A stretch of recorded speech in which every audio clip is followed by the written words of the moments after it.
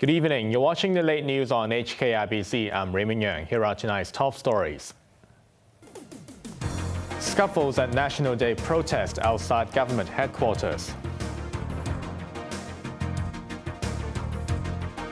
Chief Executive calls on Hong Kongers to establish a strong sense of one country.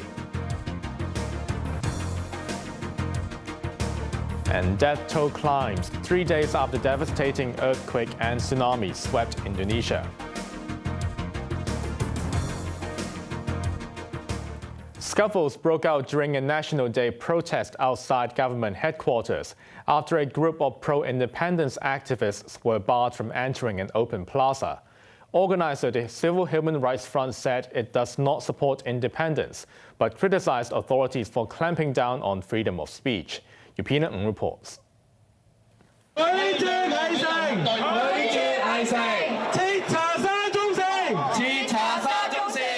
Get to the bottom of the Sha-Tin Central Link, the marchers chanted as they departed East Point Road in Causeway Bay at 3 p.m. Organizer the Civil Human Rights Front said the government is so occupied on tackling independence activists.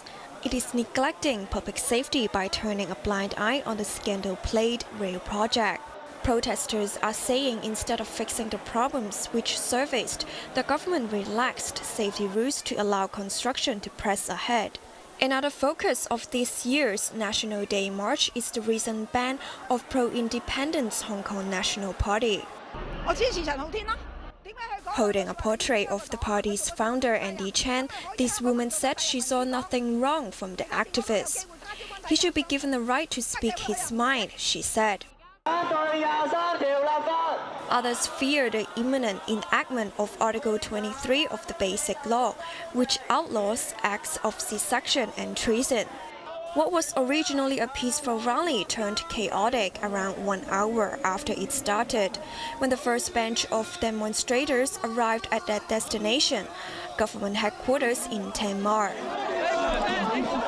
Scuffles broke out between police and a group of protesters who were denied access into the forecourt on the grounds that they were holding materials advocating independence or self-determination. After an hour-long negotiation, the group was finally let in. Organizer laid the blame on the government. Before the march, we didn't receive any notice or announcement about what slogan is prohibited or what slogan is allowed.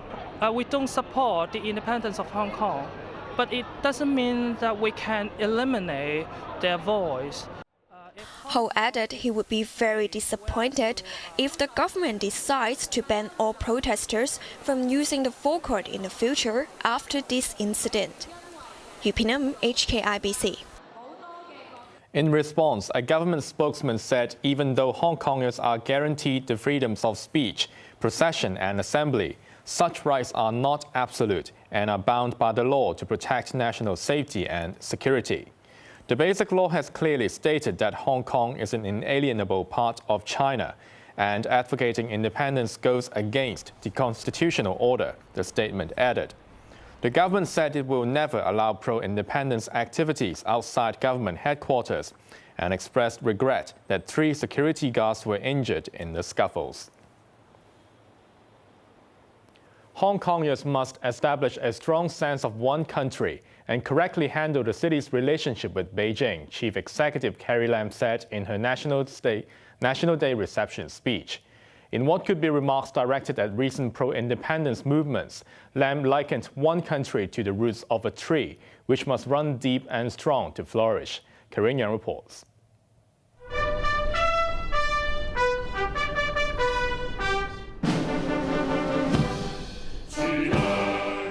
Chief Executive Carrie Lam was joined by husband Lam Siu-po and her predecessor Leung Chun-ying at Golden Bohini Square this morning. Other guests included the head of Beijing's liaison office Wang Zhimin, commanders of the PLA Hong Kong garrison, government officials and lawmakers. But Tung Chee-hwa, the city's first chief executive, was absent, while his successor Donald Tsang was still serving time in jail.